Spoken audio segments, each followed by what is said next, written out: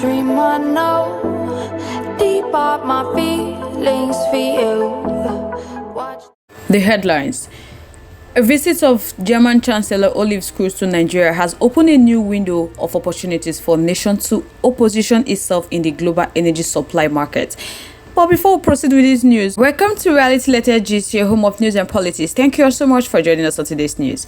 If this is your first time of watching, please do us a favor to like and subscribe, and also the notification bell to get notified when next we drop our video, because I'm sure you don't want to miss out on our trending and latest news happening on social media. To all our amazing subscribers, thank you all so much for joining us. To all our viewers, feel relaxed, enjoy, and stay connected. The visit of German Chancellor Olaf Scholz to Nigeria has opened a new window of opportunities for the nation to position itself in the global energy supply market as he re-echoed the rising demand for Nigeria's natural gas in Europe. German's leader, who was on state visit to Nigeria, said his country has a considerable demand for natural gas and, going forward, hydrogen to fuel its economy and energy transition. Speaking with journalists after a meeting with President Bola Tinubu in Abuja, Scholz said he have helped the development of the electricity grant in all ECOWAS countries. This is mostly the case here in Nigeria, but also in other countries, and this is our willingness to use the capacity and the technological strength of our business sector to help the development of these countries. It's just barely a week before Scholz's visit, the Europe Commissioner for Energy in Nigeria, Kadri Simpson, had announced the region's renewed interest in Nigeria gas, saying the bloc is reinforcing its diplomatic relationship with its reliable liquefied natural gas partners like Nigeria in the short term to bridge the gas supply gap in the continent that resulted from the Russia/Ukraine war. Late last year, precisely on September 7, 2022, Polish President Andrzej Duda met former President Muhammadu Buhari at the State House, Abuja, and expressed his country's desire to increase energy import from Nigeria. This implied that the Russia/Ukraine conflict has rekindled Europe's interest in African energy market as Europe nations seek alternatives. Nigeria's proven gas reserve said to be above 206.53 trillion cubic feet as at January 1st, 2021, coupled with the gas transportation plan within Africa and by extension exports to Europe via Morocco. The country has no reason not to make haste to harness this market. The Nigeria-Morocco Gas Pipeline Initiative. In December 2016, the Nigeria National Petroleum Corporation (NNPC), as it was then known, signed an agreement with the Moroccan Office National des Hydrocarbures des Mines for the construction of the Nigeria-Morocco gas pipeline.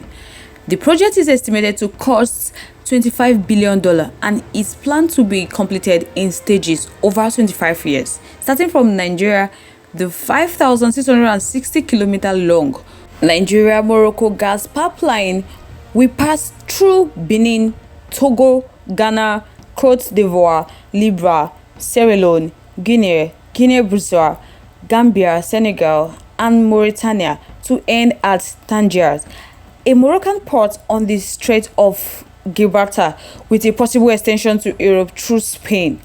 Some landmark achievements towards meeting the set goal include approval to commence the conduct of a feasibility study in August 2017, completion of a feasibility study for the construction of the pipeline in January 2019, the award of a contract for the first phase front-end engineering and design project to Penspen Engineering Company same month, presenting of the pipeline proposal to a special meeting of the Economic Committees of West African States in August 2019, kick-off of the second phase of front-end engineering and design in March 2020. King Mohammed VI and former President Muhammadu Buhari affirmed their commitment to the construction of the Nigeria-Morocco gas pipeline in February 2021.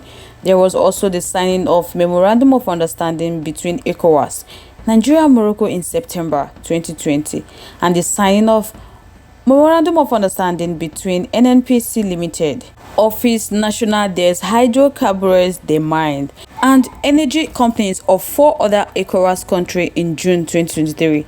it can be safe. Therefore, to say at this point that the best that has happened to the project is the signing of documents.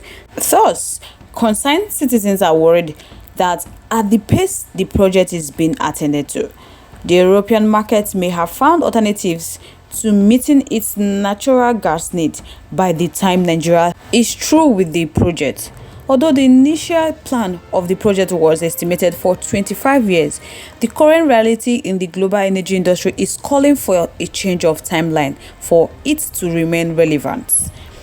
Apart from the environmental crisis posed by hydrocarbon fuel leading to the demand for alternative sources of energy, the ongoing war between Russia and Ukraine is propelling the need to fast-track the Nigeria-Morocco gas pipeline project. Unfortunately, the sense of urgency required for the actualization of this project appears to be absent at the moment. The government of President Bola Ahmed Tinubu and the NNPC Limited must, as matter of urgency, summon the will to fast-track the pace of the project by incorporating the private sector into the execution of the projects.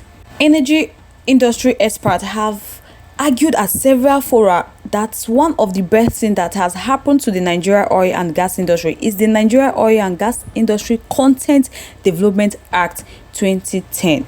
The enforcement of the act, which prescribes minimum threshold for the use of local services and material with the overarching objectives of ensuring job creation and upskilling of the local labor force, among others, has indeed led the emergence of indigenous firms taking on huge tasks in the industry. The execution of the Abeokuta-Kaduna to Kano pipeline project is an example that readily comes to mind.